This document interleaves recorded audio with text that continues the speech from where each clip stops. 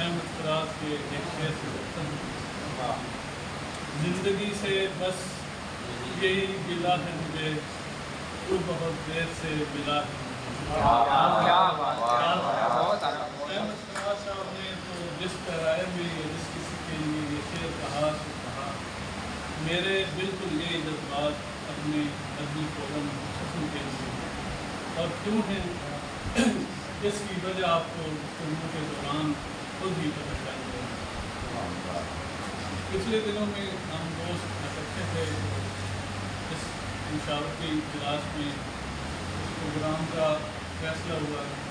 شرکائے گفتگو کے جب نام لکھے جا رہے تھے تو جب میں نے موضوع دیکھا تو میرا مطالعہ تو تھوڑی سی شرمندگی بھی ہوئی کہ سارے اہل علم حضرات ہیں، میں اپنے تعلیمی سرگرمی سے متعلق ہے، ان کے ساتھ ابھی میرا مطالعہ یقیناً میں نہیں تھا. دوسرا حصہ تھا شعور زندگی.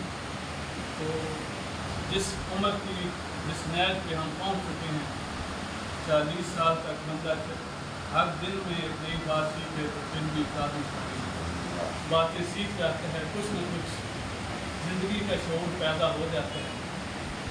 تو میں نے فیصلہ کیا کہ میں بھی حصہ لوں گا. وہ میرا مطالعہ نہیں، کیونکہ شعر ذہن میں آ رہا تھا کہ لفظ تاثیر سے زندہ ہیں، تلفظ سے نہیں. اہل دل آج بھی ہیں، اہل زبان سے آگے. میں نے سوچا کہ اہل دل بیان کرتے ہیں تو دوستوں کے سامنے بیٹھ کے بیان کریں گے، تھوڑی بہت جو کوتاہی ہوئی دوست بھی نظر انداز کریں گے. تو آتے ہیں موضوع گفتگو کی طرف. تو اگر اپنی زندگی کا کو مختلف حصوں میں تقسیم کریں تو 3 ادوار بنتے ہیں. ایک بچپن سے لے کے کالج لائف تک جو زندگی کا حصہ ہے. دوسرا حصہ جو میں نے ملازمت کی وہ تقریباً 25 سال کا عرصے کا مشتمل ہے، اور اس کے بعد تقریباً 1 سال سے یعنی ریٹائرمنٹ کے بعد آپ دوستوں سے وابستگی ہے، ادبی سکون سے جو وابستگی ہے. یہ 3 ادوار ہیں. تو جو پہلا شروع کا بچپن لڑکپن کا کالج دور کا، شروع میں اس طرح باقی جو لوگ مطالعہ میں یا کتابیں پڑھنے میں دلچسپی رکھتے ہیں، ہمیشہ مطالعہ کا آغاز بچوں کی کہانیوں سے ہوتا ہے. تو ہم بھی باوجود جو بچپن میں غیر نصابی سرگرمی میں جس دور میں بچے زیادہ تر کھیل کود میں دلچسپی رہتے ہیں، ہمارا شوق بھی یہ کہانیوں کے مطالعہ کی طرف تھا. یعنی سکول میٹرک تک پہنچتے ہوئے یہ چیز طے ہو گئی تھی کہ ہم اہل محبت ہیں، محبت ہی کریں گے. ہمارا اڑنا ہونا جو ہے وہ خطب ہی ہوں گی، اور کسی غیر نصابی سرگرمی میں ہم حصہ لینے کی طرف ہماری نہیں تھی. میٹرک کے ایام میں یعنی 9th اور 10th میں، اور اس کے بعد کالج کے دنوں میں ادبی سرگرمیوں میں بھی حصہ رہا. کالج دور میں بھی ادبی جو علم ادب کے پروگرام وغیرہ ہوتے تھے، ہمارے پروفیسر تھے ریاض حسین بھائی صاحب گورنمنٹ کالج بھوپال میں جو علم ادب کا پیریڈ وغیرہ دیتے تھے.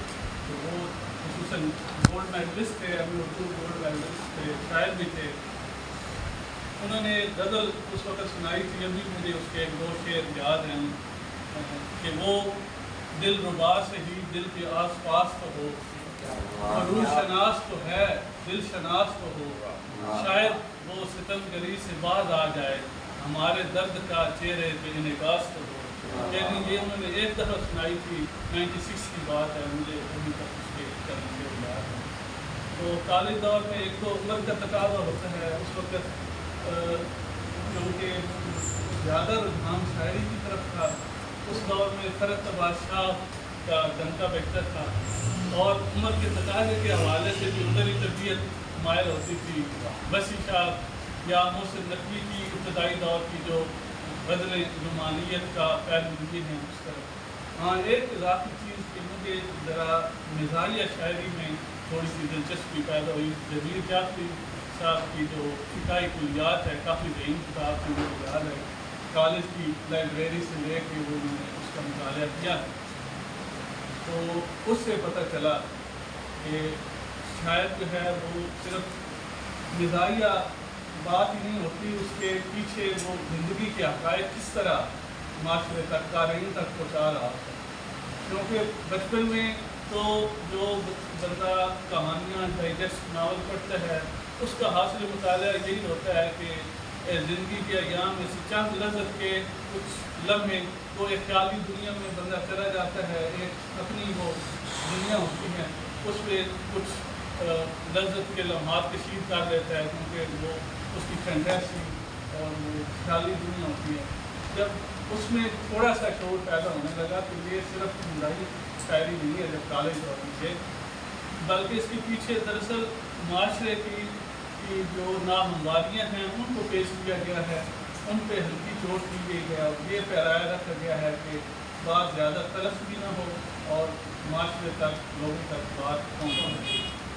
اس کے بعد وہی المیہ جو نارملی مڈل کلاس افراد کے ساتھ ہوتا ہے، جو غم روزگار نے بھیرہ اور پھر بس کالج سے بلکہ بھی ایف ایس سی کا رزلٹ بعد میں آیا، مجھے جاب مل گئی تھی. تو پھر سامنے یہ ہوا کہ میری چاہت کا مختصر موسم رزق کی تلاش میں بیت گیا، جس میں آرگنائزیشن سے میرا تعلق تھا. وہ کام کی نوعیت تھی ٹوٹلی مکینیکل اور ٹیکنیکل، اور جو رابطے کا ذریعہ تھا وہ بھی ٹیکنیکل انگریزی زبان تھی. یعنی اس آرگنائزیشن میں کام تو سارے ادب اداب کے تحت بھی ہوتے تھے مگر تخلیقی ادب کی اس میں کوئی گنجائش نہیں تھی. ایسے ماحول میں آپ کا ایک جمالیاتی حص کو بچا کے رکھنا بھی یقیناً ایک معجزے سے کم نہیں ہوتا. ایک دوسرا ایک المیہ یہ ہوا کہ میرا جو دوست احباب تھے اس میں وہ بھی زیادہ تر رجحان جو تھا وہ علم و ادب سے تعلق رکھنے والے جو افراد تھے ان کے بجائے زائد کچھ لوگ تھے جو جن کا سارا رجحان مذہبی تعلیمات کی طرف تھا. وہ ان سے میرا اٹھنا بیٹھنا ہو گیا. تو بہرحال چونکہ ایسا ماحول تھا کہ پاکستان کے ہر علاقے سے لوگ ہوتے تھے، جس میں جب شروع ہوئی مطالعہ زیادہ تر تقریباً 20 سال زیادہ تر مطالعہ مذہبی کتب کا رہا. اس میں زیادہ تر ایک وقت فکر سے متعلقہ تھی. لیکن ایک چیز جو وہ بڑی کہ ایسا نہیں ہے کہ سورج صرف ہماری کھڑکی سے نظر آتا ہے، باقی لوگوں کی کھڑکی سے بھی نظر آتا ہے. اور ایک اور بات، وہ ہمارے دوست ہیں وہ بھی پروفیسر ہیں گجرات میں یونیورسٹی میں، ان کا ایک شعر ہے کہ جواب ڈھونڈ رہے ہیں تند ہی سے جن جن کا، سوال نامے میں شامل وہی سوال نامہ. یعنی زیادہ تر بحث مباحثہ اور گفتگو ایسی ہوتی ہے کہ جس کی کل ہم سے پوچھنا نہیں ہوتی.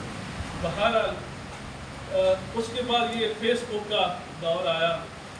اس دوران میں نے ایز اے پرائیویٹ یہ سروس میں پرائیویٹ کینڈیڈیٹ کے طور پہ تعلیمی سلسلہ جاری رکھا. پہلے بی اے کیا، اس میں نے انگلش لٹریچر رکھا، شوق تھا. پڑھنے کا مزہ تو بڑا آیا، لیکن بدقسمتی یہ تھی کہ عبدالاحد صاحب جیسے پروفیسر ہمیں نصیب نہیں ہوئے، اور جو ہمیں میتھڈ شکیئر کا میتھڈ ہمیں پڑھاتے اور ہمیں سمجھ آتی بس اپنے کوشش سے، چونکہ ہم نے پڑھا تھا. تو میں اس نتیجے پہ پہنچا کہ یہ جو خود پڑھنا ہے یہ قسم کی بے روح پڑھائی ہے. استاد کی کمی جو ہے وہ ہمیشہ موجود رہتی ہے. جب آپ کسی استاد کے زیر اثر کسی جامعہ میں کسی کالج میں پڑھیں گے تو وہ علم کا اس کا اپنے ہی مزہ ہے. کافی ساری چیزیں ہوتی ہیں جو آپ اس ماحول سے اور اساتذہ سے حاصل کرتے ہیں. یہ کتب سے صرف آپ ڈگری لے لیتے ہیں اور اس کے علاوہ بہت زیادہ جو ہے وہ چند کتابیں پڑھ کے آپ ایک ڈگری لے لیتے ہیں، لیکن بہت کمی رہ جاتی ہے. آپ کا تعلیمی سفر، تعلیمی شعور جو ہے وہ پوری طرح آپ کو حاصل نہیں ہوتا. اس کے بعد ایک موقع پہ مجھے پھر فرصت ملی تو میں نے ایم اے اردو کرنے کا فیصلہ کیا. ایم اے اردو کیا پنجاب یونیورسٹی سے پرائیویٹ کینڈیڈیٹ کے طور. تو تدریسی بک جو کتب تھی ان میں اصول تحقیق و تدوین ایک کتاب ہے، اس میں ایک بحث تھی کہ جب کسی فن پارے پہ تنقید نقد کی جاتی ہے تو تخلیق کار کے وہ جو فیملی بیک گراؤنڈ، اس کے سماجی سیاسی حالات اور اس وقت کے جب وہ فن پارہ تخلیق ہوا ہے اس وقت کے سیاسی اور سماجی حالات کا بھی پہلے جائزہ دیا جاتا ہے، پھر انعقاد کی ایک رائے بنتی ہے، اس کی روشنی میں وہ جو ہے فن پارے کا تجزیہ کرتا ہے۔ گو کہ میں نے ایک دوست بتا رہے تھے کہ ابھی جو جدید نظریات ہیں اس میں انہوں نے اس چیز کو رینڈم قرار دیا، تو وہ کہتے ہیں کہ ٹوٹلی فوکس جو ہے وہ فن پارے پہ رکھا جائے۔ جب ایک فن پارہ تخلیق ہو گیا تو اس کی مصنف کو سائڈ پہ کیا جائے اور جو وہ فن پارہ ہے اس کے جو اچھائیاں برائیاں یا خامیاں ہیں اس کو جو ہے اس پہ نقد کی جائے یا اس پہ بحث کی جائے۔ بہرحال جو اس کتاب سے میں نے سیکھا اس نے مجھے سروس کی عملی زندگی میں ایک فائدہ دیا۔ ایک تو یہ ہے کہ تھوڑی بہت مزاج شناسی کی سمجھ بوجھ پیدا ہو گئی، کسی کے بندے کے رویے کو جانچنے کا ایک سلیقہ پیدا ہو گیا۔ اس سے اپنے جو سینئر سے اس سے چونکہ ظاہری بات ہے آدمی نے ایڈجسٹ کرنا ہوتا ہے، تو ان کے مزاج کے مطابق خود کو ایڈجسٹ کرنے کا موقع ملا۔ اور جب میں خود پروفیسر بنا تو جو چھوٹے تھے جن سے کام لینا ہوتا تھا ان کے مزاج کو سمجھنے کا موقع ملا کہ کون سا آدمی کس کام کے لیے موجود ہے۔ تو اس طرح پروڈکشن جو تھی اس میں بہتری آئی۔ یہ جو اصول تحقیق و تدوین والی جو تدریسی کتب تھی نا اس کے مطالعہ سے ایک تو مجھے سروس میں فائدہ ہوا۔ اس کے بعد تقریباً 25 سال میں نے سروس کی، پھر ایک سال کی چھٹی تھی تو پھر وہی مطلب مالی آسودگی بھی تھی، تھوڑی فراغت کا وقت بھی تھا، تو پھر وہی جو علم و ادب سے وہ پہلی محبت تھی وہ پھر اس نے انگڑائی لی۔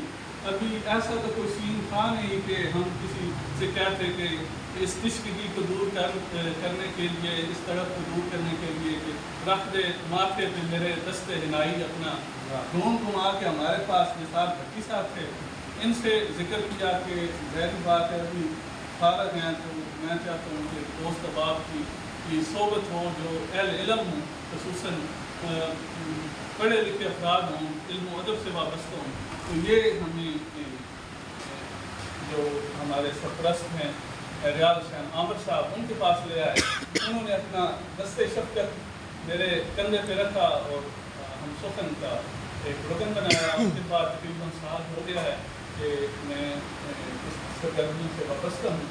اس دوران ایک دن ریاض صاحب نے مجھ سے کہا کہ میرا جتنا مطالعہ تھا شاعری کا وہ مختلف شعراء کا تھا، جو بھی جس طرح دوست کہہ رہے تھے کہ جو بھی اچھا شعر ملا وہ پڑھا، تو انہوں نے مجھ سے پوچھا کہ آپ کو زیادہ شاعر کون سا پسند ہے؟ میں نے کہا فیض احمد فیض جو ہیں وہ مجھ کو زیادہ پسند ہے۔ کہتے ہیں کیوں پسند ہے؟ میں نے کہا کیونکہ میں ذاتی طور پہ بھی شعر پسند آدمی ہوں اور ان کی جو شعری تراکیب ہیں وہ اتنی مشکل نہیں ہے، شعر ہیں تقریباً، تو ان کا کلام سمجھنے میں آسانی ہوتی ہے، اس لیے میں مجھ کو زیادہ پسند ہے۔ یعنی اگر آپ غالب کے کلام سے لطف اندوز ہونا چاہتے ہیں تو آپ کو پہلے مشقت بھی کرنی پڑے گی۔ آپ کو اس کو پڑھ کے جب آپ مفہوم سمجھیں گے تو پھر آپ اس سے جو لطف لیں گے اس سے جذب کشید کریں گے۔ تو اس کے بعد انہوں نے مجھے کہا آپ نے کیا ان کا سارا کلام پڑھا ہے؟ میں نے کہا نہیں۔ کہتے ہیں پھر اگر آپ کو پسندیدہ شاعر ہیں تو آپ میرا جو ہے پورا کلام پڑھیں۔ پھر میں نے نثار صاحب سے رابطہ کیا، ان کے پاس اپنی ذاتی لائبریری ہے، اس میں وہ کتاب موجود نہیں تھی جو کلیات ہیں کتاب، پھر پی ڈی ایف سے میں نے انتظام کی، تو پھر میں نے فیض احمد فیض کا سارا کلام جتنا ان کا شاعر مطبوعہ کلام ہے وہ سارا پڑھا۔ تو اس کے بعد میں ایک نتیجے پہ پہنچا، کچھ چیزیں میں نے اس کی کہ اگرچہ فیض احمد فیض کا نام تو غالب اور اقبال جیسے مشہور شعراء کی صف میں لیا جاتا ہے، لیکن بہرحال وہ اتنے بڑے شاعر نہیں ہیں۔ ہاں ایک چیز یہ ہے کہ موجودہ دور میں ایک مجھے یہ سمجھ آئی اس سے کہ موجودہ دور میں شہرت حاصل کرنے کے لیے، مشہور ہونے کے لیے ضروری نہیں کہ آپ فن میں پختہ کار ہوں، آپ کا سماجی مقام اور پرسنل ریلیشن PR جسے کہتے ہیں وہ بھی اس میں بڑا کردار ادا کرتے ہیں۔ فیض احمد فیض آپ جانتے ہیں خوشحال گھرانے سے تھے، شادی بھی خوشحال گھرانے سے ہوئی، ایک ان کا گروہی تعلق بھی تھا، اشرافیت پسند تھے، ان کی خاتون جو تھی غیرملکی خاتون خانہ جو غیرملکی خاتون کی اشرافیت پسند تھی۔ پھر ان کے اگرچہ وہ راولپنڈی بیس میں ان کو قید و بند بھی ہوئی، جس کے بارے میں وہ کہتے ہیں کہ سارے فسانے میں جس کا ذکر تھا سنا ہے وہ بات اتنی بہت ناگوار گزری، لیکن انہوں نے مختلف اچھے عہدے بھی اس سے بھی دستمزد ہوئے۔ بھٹو صاحب کے دور میں بھی، اس سے پہلے فوج کی ملازمت کی تھی، بھٹو صاحب کے دور میں ملے، پھر سوویت یونین کی حکومت نے بھی ان کی سرپرستی کی، یعنی کہ صرف آپ